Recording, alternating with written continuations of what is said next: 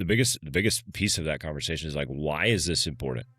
And I'm going to dig and I'm going to ask uncomfortable questions until we figure out why it's actually important. Mm-hmm. Because if we don't uncover that, we're just not going to get there. Like this, your why has to be the strongest thing driving you forward, because eventually your motivation is going to go away.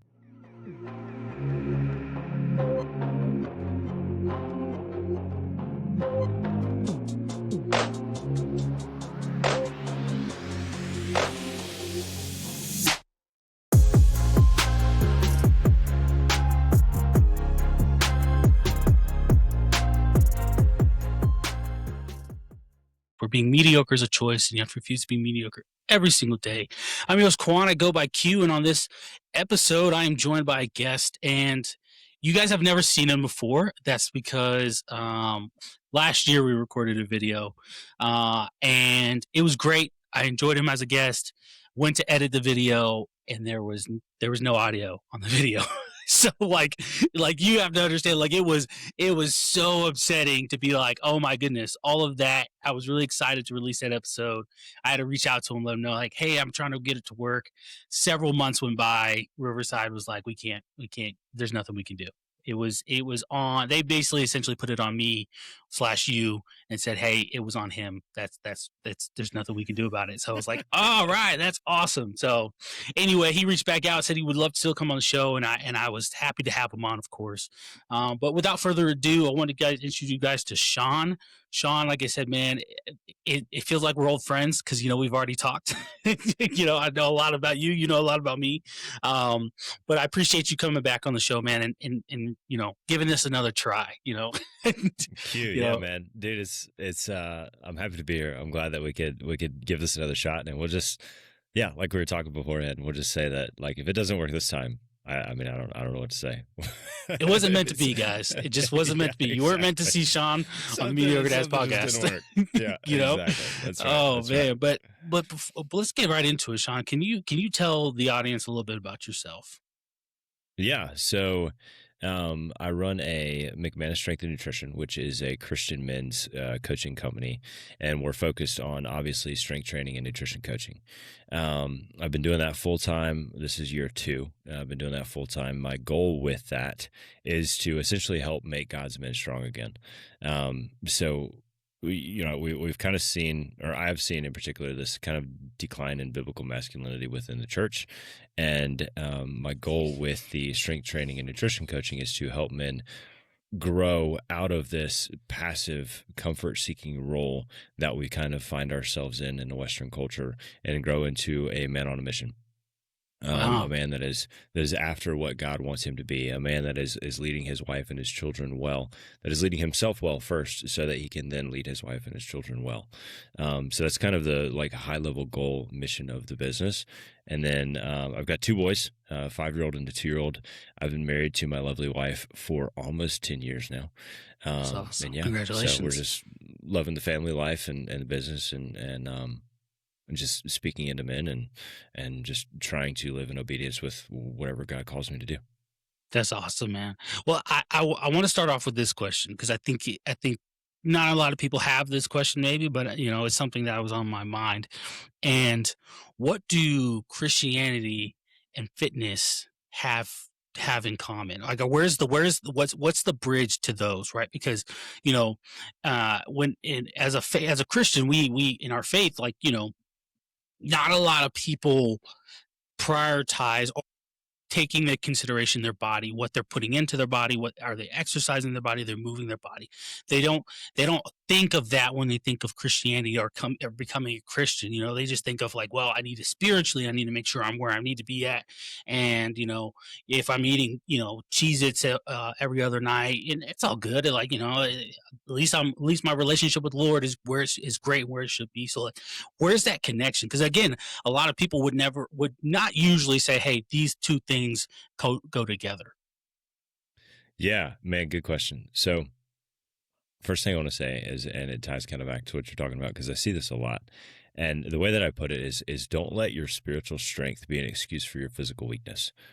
So that is kind of the one thing, because you see that a lot, and it's like, you talk about being fit with a Christian. You're like, oh, that doesn't matter. What matters is my spiritual strength. Well, like, yeah, your relationship with Jesus is much more important than how you look, what your body does, like all of those things. I'm not saying that. I would never claim to say that. I would be a false Christian if I was saying something like that.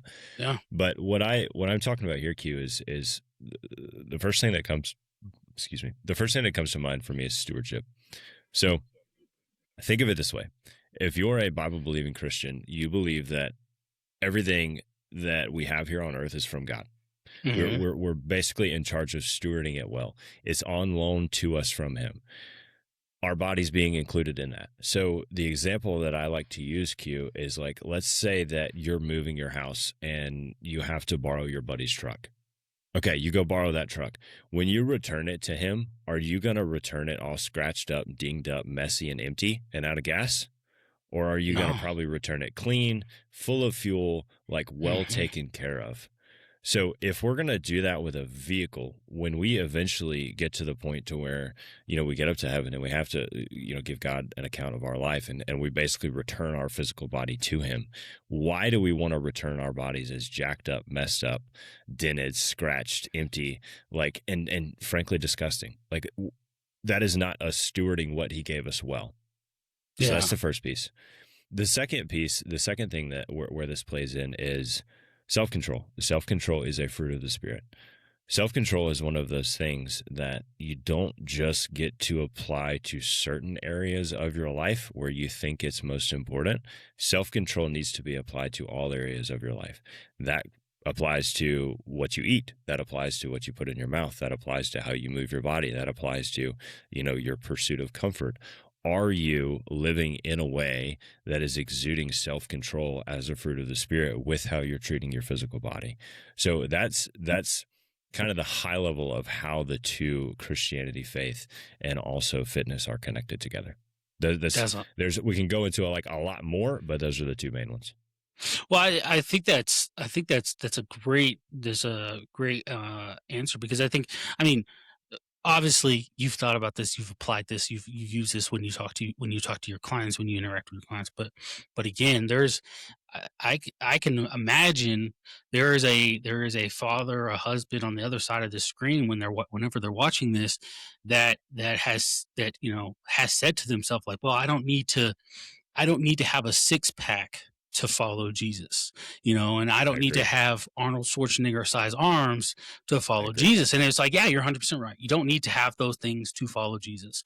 But there is this, I think there's, when it comes to working out, and you can definitely speak more to this than I can, but when it comes to working out and staying and being fit and having and keeping your body healthy, or healthier, there's something that it does to your mind, right? Where you're able to have this sense of clarity and fullness, whether it's sleep, where you don't feel always tired, you're not dependent on other things to give you a boost of energy, and when certain things happen, your body reacts and responds to stress better, to a sense where it's like, hey, when I'm healthier, I can handle more of those difficult things that come my way, versus if you're obese and overweight, the something happens and you're just like, I can't handle this, right? Your brain is similar to your body, and your muscles and and the rest of your body is like, hey, we are not prepared to take on this heavy burden, if you will, of what's occurring, what's happening. So with your clients, do you see, and when they start to the middle and even to the end, when it comes to an end, do you see that change occur throughout that process when they're with you?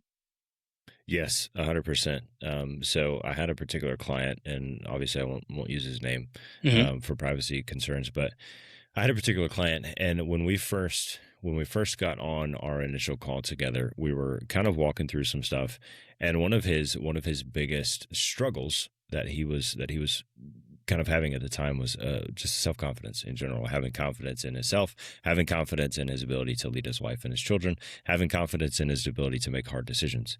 And so We started together. We started working together, and he put in the work. This guy had never really had any kind of gym experience, so he was really starting from square one in terms of pushing his body, in terms of, excuse me, in terms of changing his nutrition and things like that. And throughout the process, because what you were talking about, Q, is being able to build this resilience in the Mhm. gym, because it's I'm going to go off on a bit of a tangent, but it's this, we have to, as men, we have to kind of create, manufacture suffering per se, because there's this primal instinct inside of us. Like, men, for as far back in history, have been made to protect, and like, men go off and fight wars, and there's this survival and this primal instinct in us. Well, like, right now we really don't have that. Life is not that difficult when we look at it in terms of like historical context. So we have to manufacture that suffering in order to help grow us, physically grow us, mentally grow us, emotionally. So going in the gym and really pushing yourself is a way that you can manufacture that suffering and build that physical resilience, build that mental resilience, build that emotional resilience. So back to this client, we were doing that in real time, through the coaching, through the program that I had him on. And at the end of our time together, one of his biggest takeaways was, he said, I finally feel like I can make the decisions that I need to make with confidence. Because what he told me in the beginning was, like, he said, I feel like the Lord has something coming for me that's big, but I don't know what it is, and I don't think I can handle it. Like, Yeah. that was what he told me before we started working together. By the end of our time together, he said, I'm 100% confident in my ability to handle this now, because of what we've built and what we've gone through. And the crazy thing is, Q, and he didn't know this at the time, I didn't know this at the time, he ended up moving across the country with his family. He ended up starting a new job across the country. Like, there was these massive big changes in his life that were coming, Wow. that the Lord was preparing him for, that he literally said, he was like, something's coming, but I don't know what it is, and I don't feel confident in making the decisions that it's going to require. Yeah. Neither one of us knew what that was. But through this process, once we got to the end of our time together, he was like, I'm confident that I can do this, because I built that resistance in the gym, because I did those hard things that we talked about, because I kept the promises that I made to myself throughout this program and throughout this process. So he built that resilience, he built that confidence to be able to lead his wife and his children and his family and himself, and move across the country and do what was best for them and take that new job, even though it was scary, because he had the confidence to do that, because he built that during our time together. That's awesome, man. Man. And what it, outside of obviously just like working out, and I'm not trying to get your the company secrets, if you will, but it's you know what type of what does the Christian aspect look like, when it comes to actually, stewarding and helping these and coaching these men? What does that actually look like? Because for some it's like, hey man, here's a Bible verse a day, and the Lord is my shepherd, and for some it could probably seem like, okay, well that's all that makes you Christian, you know what I mean? And I'm not saying that's you, but it's, I guess, for that person who's out there, it's like, what is that? Okay, what's the Christian aspect of of the fitness part, Yeah. So it's a good question. The biggest piece of, like, what is the Christian thing is, it's the reason why we do this. Mhm. Like, we're not doing this just to look good. That's an Yeah. awesome byproduct. Like, that, it's Yeah. great. Like, it's important for you to be physically attractive to your wife. Like, that's one thing that I preach to my guys often. Like, that's an important piece to this. And also, if that's your only motivator, that isn't important enough for you to Yeah. follow through with these things. Like, literally, like, and I'm upfront with this. Like, the reason that we do this is to teach you how to lead yourself well, so that you can then lead your wife and your children well, because you aren't qualified to lead them well until you can lead yourself well. And part of leading yourself well is being able to put your fork down. Part of leading yourself well is using the food that you need to as fuel to go and do the things well that God has called you to do. It's about making you capable for the mission that God has given you. It's not about how much can you bench press. That's cool. Like, I'm not taking any stock away from that. I'm saying, like, that's vanity. That's not the only reason we're doing this. You having a six pack is awesome. If your wife loves that and thinks that's physically attractive and you want to go do that, go get a freaking six pack. But that isn't what makes you capable. Like, you can be capable for what God has called you to be without having a six pack. Now, on the flip side of that, if you're obese and overweight and can't walk, 100 steps without getting out of breath, if God literally calls you to do something physical, are you capable of doing that? And if the answer is no, then you have some work to do. Like, it's okay. I'm not condemning you for it.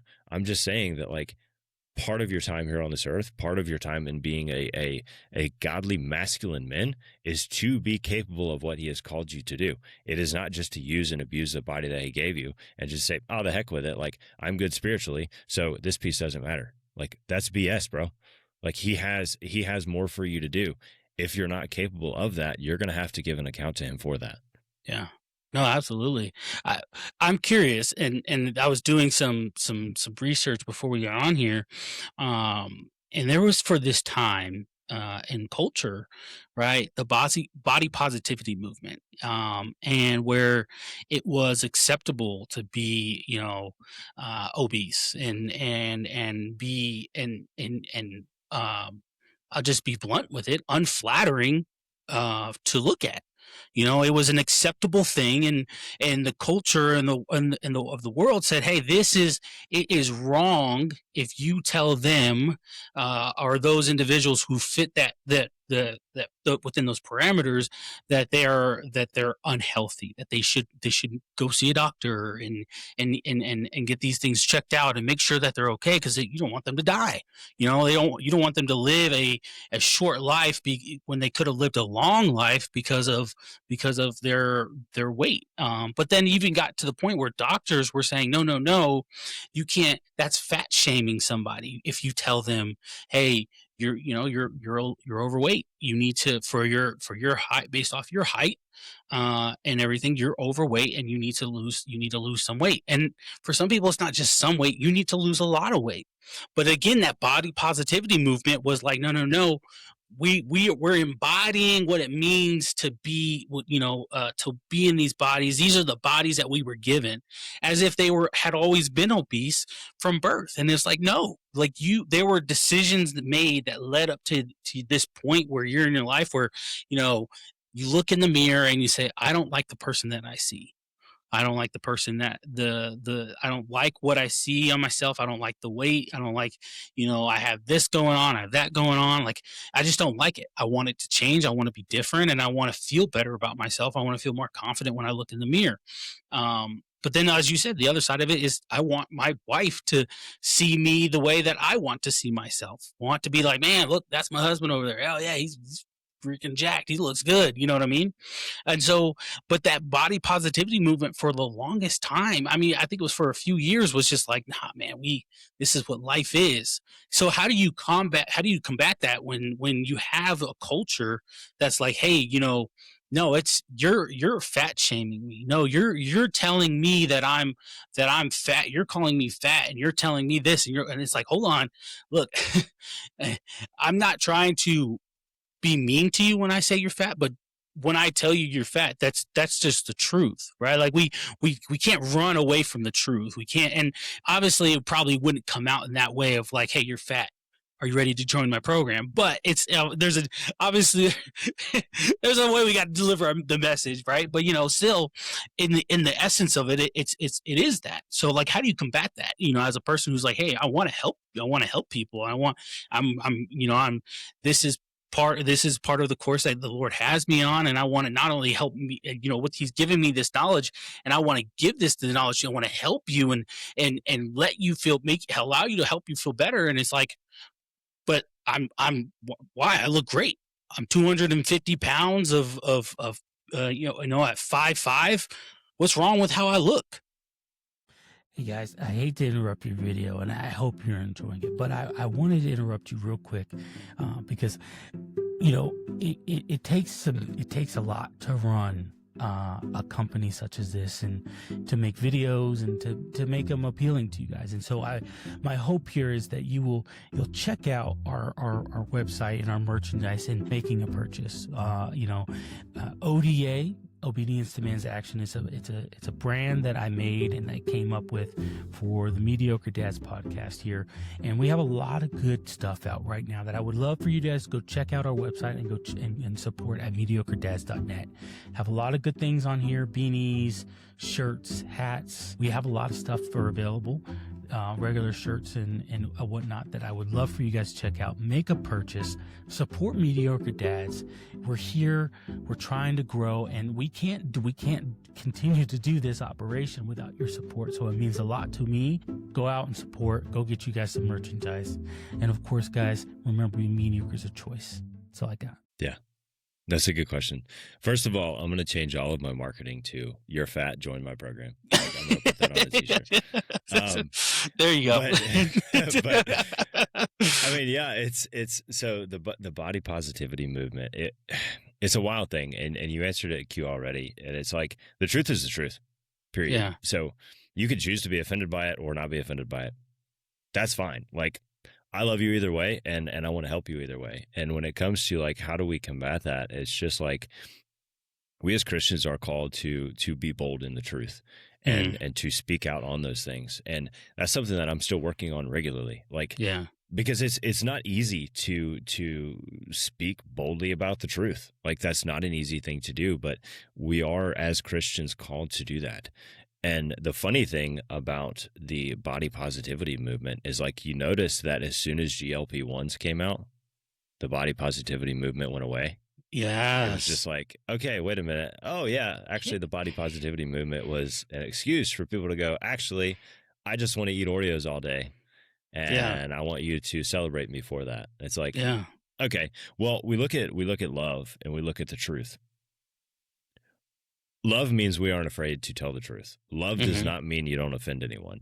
And we've gotten love twisted in this thing of like, well, love just means you're nice to people all the time and you say exactly what they want to hear. No. Love means exactly the opposite. Love means you're not afraid to tell the person what they need to be told out of love. Like, it's the love that pushes you to say the thing. Like, hey, bro, I'm concerned about you. I'm concerned that you're going to have a heart attack at 40 because you're 100 pounds overweight. And you have 2 kids or 3 kids or 4 kids that you're going to leave without a dad because you're too lazy to get off your ass and go work out and eat good food. Yeah. Like, that's love, man. Love is not saying, oh, bro, like, enjoy your life. You look so good. No, that's not love. That's a lie. And it's wrong. What is love is telling him, like, it lovingly, like, it doesn't have to be brash. It doesn't have to be abrasive, but the truth of the matter is, like, he's cutting his life short, and that's going to affect his wife and his children and the mission that God has on his life because of his inability to eat well or exercise. Yeah. Like, if you truly care about your brother, if you truly care about this man, you'll be willing to tell him that. And when you say, like, how do we combat the body positivity movement? Like, if you come to me, Q, and you're like, man, like, this is where I'm at, I want to change. Bro, 100%. Let's hit the gas pedal. I don't care. We can figure it out. It's going to be good. I promise you we'll get results. Yeah. If you come to me and you're like, Sean, you hurt my feelings. I'm okay with my fatness and I'm not going to change. It's like, okay, bro, I hate that for you. I love you. I'll be here when you're ready, because there's, until someone is actually ready to make the change, until their why is strong enough, it's not going to matter. So, like, the guy has to actually be willing. Like, my job is not to convince you that you need to come work with me. My job, once you've decided that, like, you want to make a change, is to guide you on that path. Yeah, that's awesome, man. You know, it's, I think you're spot on. Is when you saw the body positivity movement, right? And it was short lived, and it was short lived because GLP-1 hit the market. The moment GLP-1 hit the market, those people who were championing the body positivity movement and saying, "Oh, they're fat shaming me," no longer were champions of that movement, and we're now like, I have an opportunity to look the way that I've always wanted to look. I had to pretend that I was okay with this, but I wasn't. right? You know, there's the artist Lizzo who comes to mind in this specifically, where she was a big proponent of the body positivity movement, and where women were like, hey, it's okay to look like this, it's okay, and they would, and even her, she on picture on magazines and all these things, and the marketing changed completely, where now things that where it used to be, skinny or skinny individuals, skinny women would wear, and would now are being made for larger size women, and it's like, hey, like that's, I'm sorry, like, but like even but a lot of those things, and I'll just be frank with this, a lot of those things, regardless if they look good the person was skinny or not, a lot of those things were still like, hey, I don't want to see that on the beach. You know what I mean? Like, Yeah. like I don't want to see any of that on the beach, whether you're skinny or not. I don't want to see that on the beach. But Right. there's this idea of like, well, if we can make it work for a skinny person, we're going to make it work for a larger person. And it's like, no, that's not how that works. That's not how that works at all. But then the GLP, again, listen, GLP-1 came out, and then I was as I was doing my research, I think she hit her weight goal back in last year, in like sometime last year in May or something. I think it was, where she hit her weight goal of, where she's like, oh, I'm back at the weight that I haven't weighed this much since 2014, and now she's posting these photos of herself and all these things, and it's like, hey, what happened to the body positivity? You left all those people behind that were like, oh yeah, and it's even there was a comedian. It was in that movie, that singing group movie, and she lost all that weight as well. You know what I mean? So it's just another example of where GLP-1 has played its part, where it was never, people didn't like the way they felt. They didn't like the way that people saw them, but they had to Right. accept it because it was a marketing, it was a brand. It was like, hey, this is what's selling right now, and this is what I'm willing to sell. But talking about the GLP-1, how I'm glad it has helped people. It's helped a lot of people, but I think for some people it's helped them down a worse track than they were on before. And I say that because with the drugs such as GLP-1, I don't want to completely shoot it down and say that there's nobody needs it, but I think with a drug with such as GLP-1, what I think it does is it gives you this misconception that that weight is just going to keep falling off. And so even when you stop, you're not going to gain that weight back. You're just going to look how you look now, and you can continue to have those bad practices.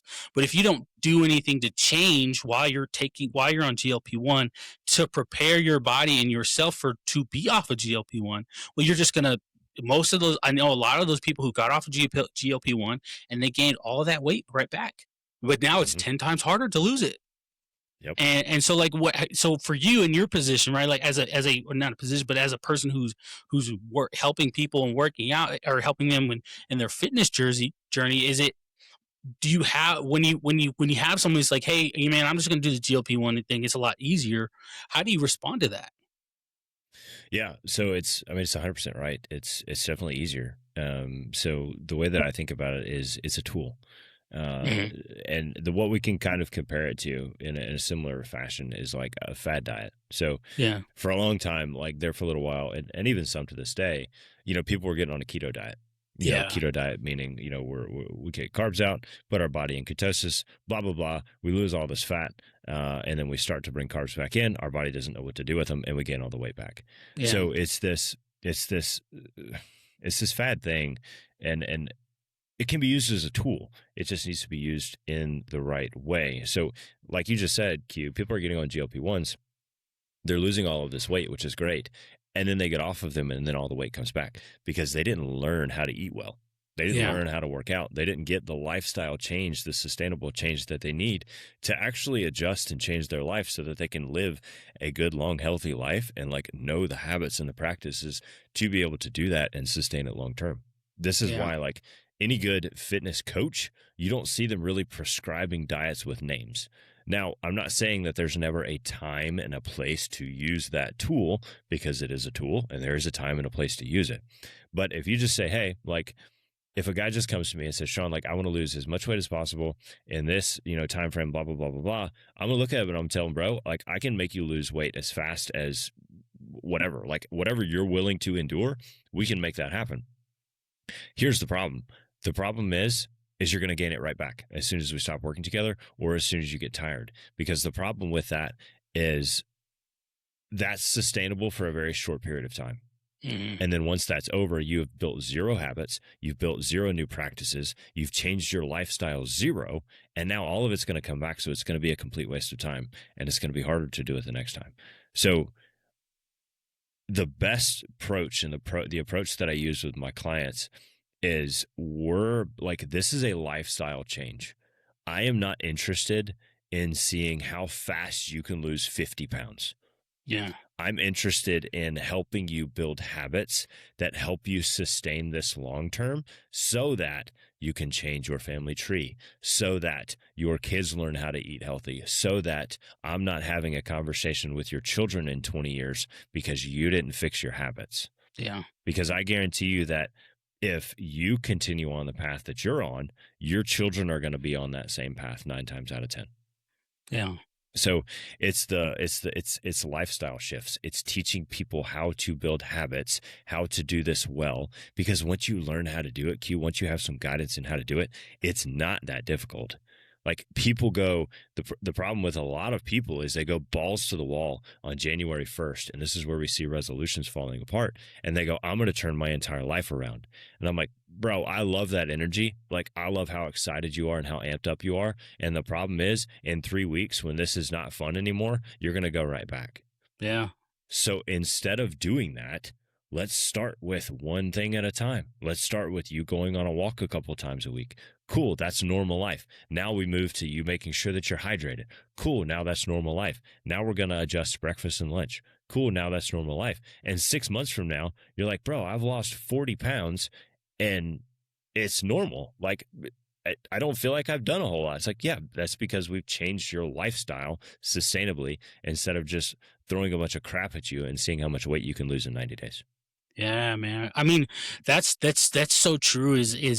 I've what I call it is a microwave culture. We have a culture that wants to press 30 seconds on the microwave and then boom, I have a nice heated up meal that looks and still tastes like it did when, 2 nights when I had it, after I cooked it for the first time. But now we have a society that is, I want to get rich. I want to get rich fast. I want to lose weight fast. I want to, everything's about this. I want to do it fast as possible. And I want to be the next this as soon as possible. And then, man, I tell people, cause they always bring up, the richest people in the world. And I are people who are classified the richest people as well. I bring up Elon Musk. They bring up, what's that guy? Jeff Bezos. Right. And I said, Jeff Bezos for me is one of the best and perfect examples. And that being, as I tell people, I was like, think about when Amazon started and what Amazon was when it started, right? I was like, Jeff Bezos started Amazon by himself in 1995, I think it was, in his garage. As a bookstore. As a bookstore, right? Wasn't it? Yeah. Yeah, it was a bookstore in 1995 by him. I think it might have been a little bit before that, maybe earlier in the 90s, but it doesn't matter. It was in the 90s by himself. Fast forward to now, and Amazon is a multi-billion-dollar company, has its hands in almost anything and everything. Let's just think about it for a second, right?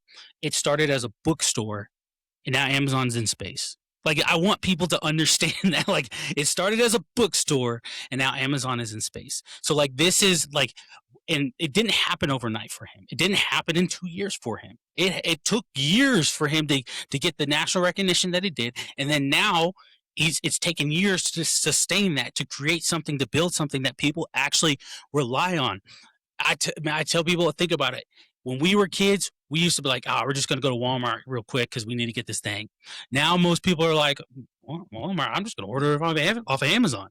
If Amazon doesn't got it, then that means 9 times out of 10, most of these other stores don't got it, because Amazon has everything. You know what I mean? Like, so like, and I'm like, it's a brand that's ingrained in us for forever now, right? Like, even my daughters know, like, they're like, oh, can we just order off of Amazon?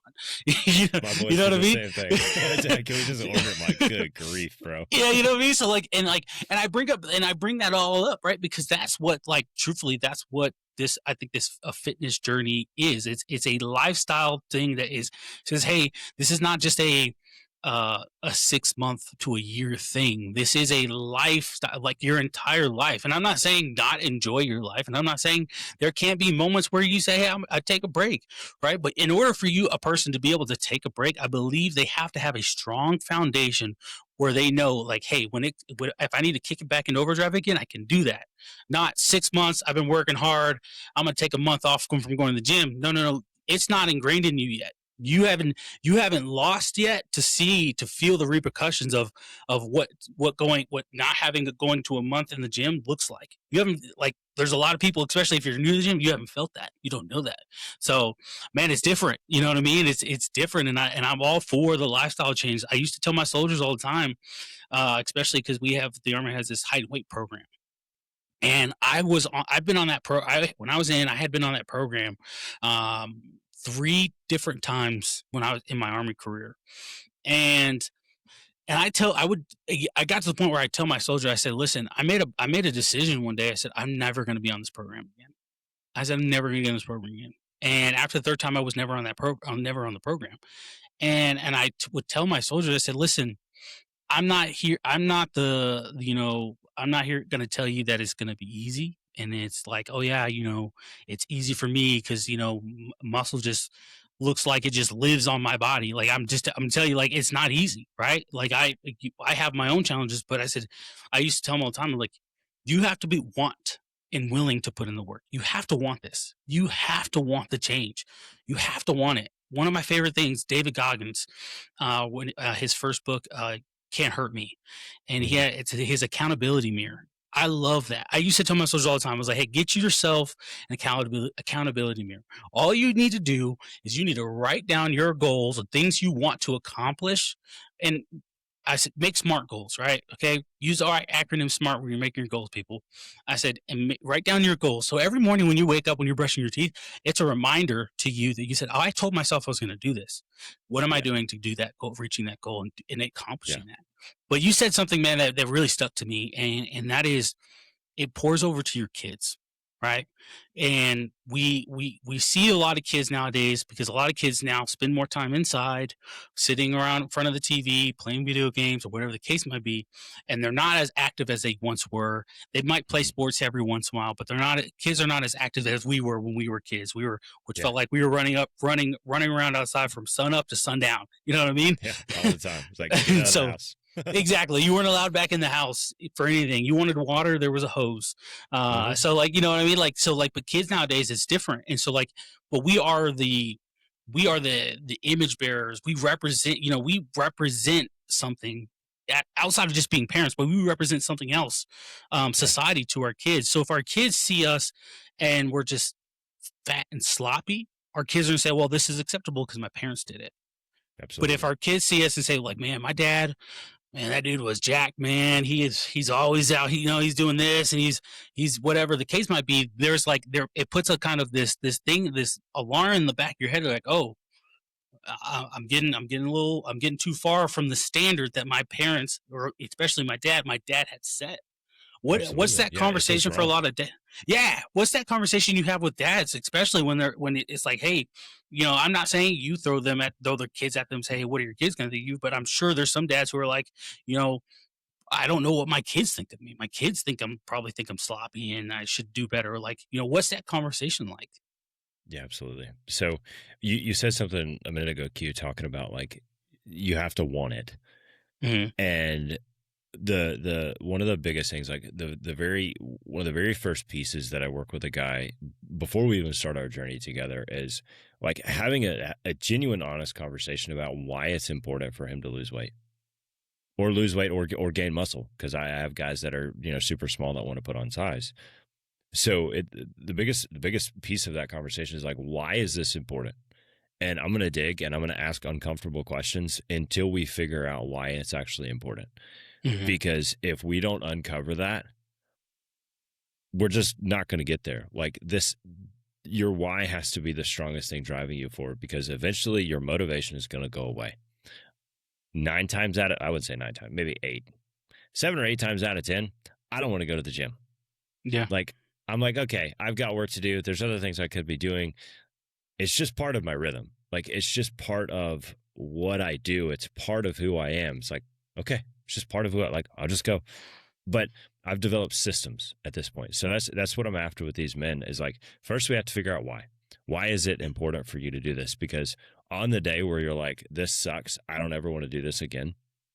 That's the beauty of having a coach is I'm gonna email you, I'm gonna call you, we're gonna get on a video call, whatever it's gonna be, and I'm gonna say, this is why you're doing that. Do you remember that conversation that we had? Oh yeah. Is that important to you? Yeah. Okay. Is it important to you enough for you to get up and then go do that workout that you said you were going to do today? Well, okay. Well, you just said it was important to you. So is it or is it not? Yeah. Well, it is. Okay. So is it important enough? Blah, blah, like, and we continue to go and like, oh, yeah, it is. I think I can go handle that hour workout or that 30-minute workout. Or if he's like, man, I just don't have time, bro, go do it for 15 minutes. Like, truthfully, because what this is about, Q, it's not about, okay, I have to go to the gym for an hour every day for the rest of my life. Like, no, there are seasons of life where it's going to look like that. And then there's going to be seasons of life where all you have time for is a 15-minute walk. Yeah. Go do that 15-minute walk, because you're setting the standard for yourself and for your children. And the standard is we are good stewards of our body, and we as men remain capable to do the things that God has called us to do. Mhm. Like, so maybe that standard is going for a walk. Maybe that standard is spending an hour in the gym. It's going to look different for different seasons, which is why it's so beautiful and so awesome to work with a coach, because he's going to design those things around your season of life. Yeah. So it's about developing systems that are not going to just yank you out of your current life and stress the hell out of you for a little while and try to force you into this mold. It's about taking what you're doing now and taking a workout program and building it specifically to go, okay, yeah, we got to make some changes. There's some things that we have to do. And also, this is built around my day-to-day life already. Yeah. Because if we give too much friction, it's not going to work. You're not going to keep doing it. Yeah. I know that's a little bit different from what you asked originally, but No, you're good, man. But I think that's again, this is it's not easy, right? It points out to it's not easy, and you, like you said, your why has to be a strong why. It can't just be something that you heard somebody once say, and you're like, oh yeah, I think I agree with that. That's probably my why as well. It's crazy. Again, talking about leading soldiers, it was the same thing. I had my brother-in-law, and he wasn't my direct soldier, but he joined later, and we were stationed in the same place in North Carolina, and I remember sitting in my front yard one day having a conversation with him, because he was doing this trying out to go to selection for special forces. I've had several friends who have went through the selection process more than once. I had a friend at the time who was in the pipeline to be who was going through special forces to get his Green Beret, and I remember I told him, I told my brother-in-law this. I said, hey man, listen, I said, it's going to be hard and it's going to suck. And I said, I don't think you're not prepared for that aspect of it. I said, what I don't think you're prepared for is what is your why? I told him, I said, hey man, why are you doing this? Well, I kind of always want to do this. And I'm not trying to throw my brother-in-law under the bus or anything, but it was clear to me at the time he didn't have a strong enough why. But I told him, I said, hey man, you need to really think about why you're doing this. And I'm not saying quit and not do it anymore, but I am telling you, this is the time right now to solidify in your head why you're doing this. Because when the time comes, when you get to that moment where you're sitting there, you're cold, you're miserable, you hate every single aspect of this. Why are you doing this? What is the reason that's going to drive you, to push you over that hump to say, oh yeah, I'm here for a reason? I was running a half marathon, man, I usually run a half marathon for my birthday every year. That's my present to myself. Um, That's a horrible and present. man, it's a great That one. You sounds know, like it's bad. It's only bad because I don't start actually training until like August, September timeframe. And so by the time November comes along, I'm like, I wish I would have trained longer for this. And so it's sorry, my brother's calling me. But I'll call him back. But yeah, I mean, I was running the last one I did because I haven't ran one in like 2 years, to be honest, because of just life and things going on. But the last one I did, man, I was running, I got to mile 12. And half marathon I was running, where I was at mile 12, you could see the finish line. And so it was kind of like you have to go around this big fence. Essentially, it was a mile, and essentially this big fence, and come back in, and it was because it was at a drive-in movie theater, so I could see the finish line. I could see all the people cheering and all these things, man. And I had given myself a break, like I normally do, and I started running again.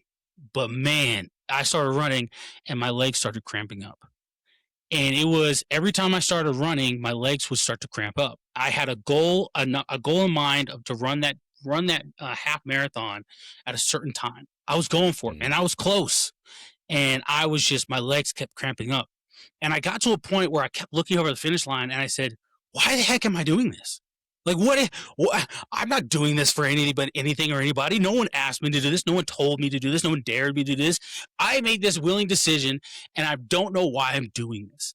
And I really, really hate that I'm doing this right now. I was ready to quit. I was mad at myself because I was like, it's only a freaking half a mile at this point, but I want to quit, and I can't because it's like, in order for me to quit, I still have to make it to my car, which is next to the freaking finish line. So I was like, bro, I can't quit. It's not like I just can walk off and not, I can't. And my wife and my kids were at the finish line. I'll never forget this. I'm running through the finish line. There was a guy in front of me. And when someone's running and they're just cramping so bad, it's like they have no control of their legs, Bambi legs. Mm-hmm. This guy had Bambi legs for the last quarter of the mile, and I felt bad for him. But I knew him, like me, it was like, hey, I told myself I was going to do this. I'm going to do this, and I'm almost there. And man, one of the things when you learn when you're running and racing is you run through the finish line. You don't walk through the finish line. You run through the finish line, right? You earn that. You did something big for yourself. It's a big accomplishment. So I'm running through the finish line, and I'm telling you, man, I'm cramping. I get through the finish line. I stop. My legs cramp up so bad to the point I want to fall over. But my daughters are watching me. And I said, nope. Can't. I got to stand up. This lady's standing in front of me. She's like, oh yeah, yippee, yippee, yippee. Hands me this medal, puts it over my neck, and she's like trying to talk to me, and I'm like, I was so rude. I'm not gonna lie to you, I was so rude. I was like, all right, thanks. And I walked off because all I wanted to do was just sit down. So I hugged my family. I'm like, they're like, oh my gosh, awesome, Dad. I sit down and I'm sitting there. My wife looks at me. She's like, all right. I said, that last mile was the worst mile I've ever experienced. But I tell you, I didn't know why I was doing it in that moment. I didn't know why I was doing it. But I tell you that story, and I tell you about the why and why it's important, because you know what it reminds me of.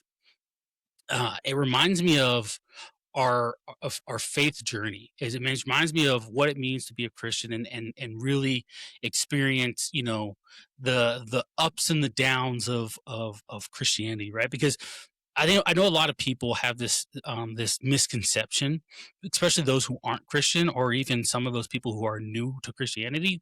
They have this misconception that once you become a Christian, in about 6 months, your life's going to be so great. Like everything about your life is going to be amazing. Like you're on fire for Jesus. You're on fire for the Lord. You're participating in your church. You're doing all the right things, if you will. You're reading your word. You feel the connection of what it means to the Lord, and that the relationship that you didn't have before is just, it's on fire. It's there, and then that's the first year. And even into the second year, but then you start to get this complacent, almost a sense of complacency, a sense of like, well, is he still there? Am I still doing what he wants me to do? Am I still living out his will? Is his will still playing out in my life, or have I taken over at one point and said, "Oh, okay, I'm good now." Right? Like I needed him for this, but I don't need. I'm good now. Right? And then even worse, something happens, and you're sitting there and you're like, what happened? I thought I was following. Wasn't I following? Wasn't I obedient? Wasn't I praying? Wasn't I reading my word? Wasn't I going to church? Wasn't I, I mended my relationships? Wasn't I doing all of these things that I was supposed to do in order to receive what people told me I would receive? Why is this happening to me? And it's again the why. Why did you decide to make that decision in that moment? You say, "Hey, I can't do this, Jesus. I need you in my life," right? It was like, why did you make that decision? Was it just because what you had in that moment? Or were you really in that moment of your life where you're just like, I have nothing. Mm-hmm. I have nothing. And it's our faith. It's a perfect example of our faith walk of, again, things ebb and flow. I don't know. This is how I think about it, but I'm curious. Is when you're talking to men, especially, is this part of the conversation that you're having with them, or at least maybe you're not having a direct conversation with them, but it's something you can see in them. Yeah, I mean, there's certainly ebbs and flows. I mean, that's what we were talking about before with different seasons. Like, if we're boiling it down to physical fitness, like that piece is always important. There's going to be times that you focus more on it and you have more time to devote to it. And then there's going to be times where you just need to maintain where you are because that's the season of life that you're in. Like there's one of my clients right now. So he is he's a farmer out in Oklahoma. So he is right in the middle of planting season right now. So super busy. And we were doing some more strenuous work in terms of doing some cutting and getting some additional body fat off so that we can then go back to building some muscle. And we decided, because I've been working with him for a couple of years at this point, and we've decided that, like, hey, it's busy season. We're going to do the best we can. Like, this man is working 15, 16 hours a day. Like, wow. He's not really getting in the gym as much as he was, but when he's able, he goes in and he gets after it. He does not miss workouts. He logs his food. He does all the things. But when he's in the middle of planting, hey, man, do the best you can. Yeah. Like, hit what you can hit. And when you're done planting, like, we'll get back to it. It's just part of life. But it's having those, like you were saying, it's having those ebbs and flows and understanding what season of life that you're currently in. Now, the flip side of that is people often, Q, will say, I'm too busy to work out. No, you're not. Like, when I say season, I don't mean like I'm not going to work out until my kids grow up and I have more time. Yeah. That's not what I mean. I mean season like, okay, we've got, it's summertime. We've got a week of vacation here. We're traveling here. Like, okay, you just adjust. We're going to do some body weight workouts while you're on vacation. We're still going to focus on nutrition. We might not be as strict because we're on vacation and we have to do this in a sustainable way. We have to do it in a way that allows you to enjoy life. Because if not, if you're just like if your idea of fitness is I have to eat chicken, rice, and broccoli for the rest of my life, you're not going to stick with that. Like, I hate chicken and rice and broccoli. It's terrible. Like, I almost never eat that. I'm going to tell you, man, I could eat that for the rest of my life. I really don't. Some people can, bro. That's just my mind. I don't know why. I've eaten so much grilled chicken, Q, that unless it is cooked absolutely perfectly, I don't want it. Like, get it out of here, throw it in the trash can. Like, I'm there. Like, I've gotten there with so it's like, it's just rare that I'm eating grilled chicken. Because growing up, it's like, oh, if you want to get big or if you want to lose weight or if you want to grow muscle, you have to eat chicken and rice. It's like, no, you just have to understand nutrition. Like, you have to know a little bit about macros. You have to understand what's good and what's not good. So I say all that to say, like, there are seasons where it's going to look different. Mm-hmm. Like, right now I'm in a season of maintenance. Here in a couple of months, I'll go into a season of growth. I just came out of a season of cutting. Like, it's just, it ebbs and flows with how life is and the busyness and all the things, because this is all about integrating this into your life It's not about flipping your life upside down and saying how hard and how fast can we go for a certain period of time, and then we get burnt out and fried and don't think we can sustain it, and then we completely flip-flop and we go back down the other direction. Hence the New Year's resolutions that last for a month and then fall off the wagon again in February. Yeah. Like it's about life change. It's about understanding what season that you're in and being able to make a plan to accommodate that season and still meet your goals. That's awesome, man. I tell you, I think it's awesome to what you do, because again, it's not, how do I put this? There's so many men out there, especially in Christian men who are professed Christians, who again they don't prioritize fitness. They prioritize other things in their other aspects of life, which I'm not to say those things are not important, that they're prioritizing, but again, there is a level of, there's not a balance. They don't have a balance in their life. And it's this thing where I think a lot of people can, you make all the money in the world, right? You're making all the money. You're like, man, life's great. Oh man, life's great. I'm making money. My bills are paid. My kids are happy. My wife's happy. Things are good. But I don't feel good. I feel sloppy. I don't fit in that size, that waist 36 anymore, like I used once to. And now it's just, I'm uncomfortable, but everybody else in my life is happy, and I don't want to ruin the happiness. We've created this balance. This what we call balance, and I don't want to ruin it. Right. But the reality is there's an aspect of their life that's missing. And that, I think that is taking care of themselves. And I think, I love what you said, man. It's simple things. It's just simple things. All right. Hey, just go on a walk at least twice, 2 to 3 times a week. Right. Okay, cool. Now we've established that in your life as a norm. Now we're going to, hey man, stay hydrated. You're doing a lot more. You're moving your body a lot more. So, drinking one water bottle a day is not going to cut it. It never was going to cut it in the beginning, but now, especially now, it's not going to cut it. Like, you actually need to be drinking water, staying hydrated, right? And it's introducing these things to prepare you for now. Hey, man, you spend 3 or 4 days in the week in the gym, and now you're like, oh, I can do this. Like I can do this because the little things established, and they work their way up to the big things. And I think that's with anything in life, as crazy as it sounds, that's with anything in life. And I love that. And Absolutely. I think again, man, what you're doing is it's awesome, because one of the awesome things I love seeing. There's this pastor. Oh my gosh, what's his name? He's one of the bigger churches. I guess it's classified as a mega church. Okay. He's this the white guy. He's a bald white dude, and he's a country guy, but he's Joby Martin, maybe. Yeah, Joby. There we go, Joby. There, Yeah. I know he has a freak. It was his name. All I can think of is Toby Mac, but I was like, Yeah. no, it's not. Florida. They're in Florida. Yeah. Mhm. Okay. Yeah. So Joby, that dude, man, he's a jack dude, man. He's jacked. He's huge. You see him, Specimen of a man. you know what I mean? You see him standing there on their Sunday. He's like, all right, this Sunday we're going to talk about this.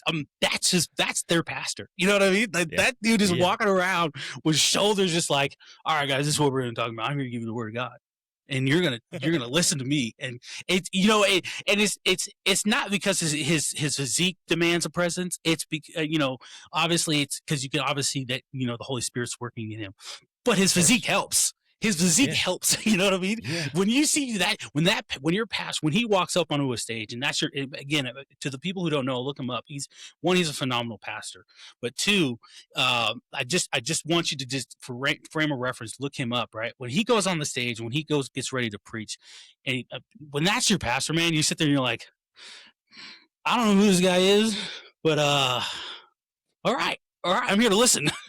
Yeah, exactly. He has gotten my attention. You know what I mean? And it makes a difference, man. Yeah, absolutely. You know what I mean? When you and I'm not here to bash, church leaders or anything, but like when you think of of other church leaders who are a little bit on the heavier side, and when they come up and they're preaching, and don't get me wrong, they're able to do some amazing preaching, but also you're able to hear them get out of breath, and you're just like, all right, man, he's taking a break because he's out of breath. You know what I mean? Like, again, and Yep. I'm not trying to bash church leaders here and what they're doing. But I do think that there is, it's about a balance. It is about a balance in your I life think that we have it's to have. yeah, and I would say priorities. Yeah. More than I would even say I would say, but I think balance is definitely a piece of it. But I think again, it goes back to what we were talking about before. We've been conditioned to believe that your spiritual strength gives you the out for Hmm. being physically weak, because it's just like, oh, this isn't actually important. It's like it's important. Like it is very important. And going back to church leadership, going back to leadership in general, but if we look at church leadership as a whole, like this is my opinion. There's certain levels to this thing. Hmm. You have church leadership. This man is in charge of leading himself. Yeah. If he cannot lead himself, he is not qualified to lead his family. Yeah. If he cannot lead his family, he is not qualified to lead the church. Like, Yeah. that's the truth. And if we can see that a man is not now, don't hear what I'm not saying. I'm not saying that preachers are perfect. I'm not saying Yeah. that preachers have to be perfect. There is no perfect preacher. Jesus was the only perfect man, period. Preachers have their struggles, just like all of us have our struggles, and they don't get enough support, just like the vast majority of men don't get enough support in their struggles. So let me put that out there as a caveat. The next piece of that is it is important for a preacher to take care of his physical body. That is Yeah. important. That does not need to be overlooked. I'm not saying he has to look like Arnold Schwarzenegger. I'm not saying he has to look like a bodybuilder or an Instagram model or even look close to that. But the man needs to take some kind of stock in keeping himself physically and mentally healthy. Period. Yeah. Full stop. Like, he has to steward his body well. He has to practice self-control. He has to practice discipline. Like, Yeah. if he's not practicing those things, how can he preach on those things? Yeah. Again, I'm not saying there has to be perfection there, but there needs to be a standard. Like, Yeah. this man is leading others, like a vast majority, like he is in charge of shepherding God's people in that church. He needs to be leading himself well. Yeah. I tell people I relate things back to what I know, and I know the Army. So all of my things are Army because I that's what I know. Like, because it was Of 12 years course. of my life. But it was when you're a leader in the Army, you can't, especially as a non-commissioned officer, right? There's this level of expectation. No matter how old you are, you need to be a beast of a person because you're leading men and women who look up to you and look to you for what is the standard, and what does he expect of himself. Okay, cool. This is what he's then going to expect of me, because if he expect these things of himself, you can bet he's going to expect these things of me, right? And Absolutely. now he knows, and most leaders know, especially for your younger soldiers, they're not going to be able to meet that bar right away. But there is a standard and there is an expectation for you to meet that. And so again, leadership in the church, there is a standard. And if you're meeting that, if you're able to meet that, your people will see that and they say, okay, cool. If my pastor, if the leader of my church can do these things and represent not God in the way he does, I can also, in my own way, in the way the Lord has planned for me, do something similar. Right? It's not impossible for me, especially when I know my pastor's super busy, but he still finds time. He makes time for his family. He makes time for his wife. He makes time for this congregation. He makes time to still go to the gym. Whether it's only 15, 20 minutes, he still makes time to show up and then come back and say, hey, I'm not only do I need to take care of all these people around me, but I also need to be able to take care of myself so I can take care of these people. And there is a Absolutely. standard and I need to meet that standard. But man, Sean, it's awesome. I appreciate you coming back on, having this conversation with me, man. It's been freaking phenomenal. I love every time we get together because it's a conversation, and just hearing, the stories that you have and with your clients and the things you got going on. It's amazing, and I'm happy for you. But where can people find you? What can people do? What if they want to know more information? What's the best place for them to find you and reach out? Yeah, man. So McManusStrength.com is a place that you can find out a lot about me. And then other than that, it's socials. So the Sean McManus on Instagram, on TikTok, and on X, and then at Sean McManus on Facebook. Awesome. Listen, guys, I will post all of the links to his social medias and everything and his website in the description below so you can check it out. Guys, it means a lot. Subscribe to the channel if you see more stuff like this. But it's been awesome, Sean. Like I said, I appreciate you coming on. And to you all, as usual, being mediocre is a choice, and you have to refuse to be mediocre every single day. That's all I got. We'll catch you guys next time.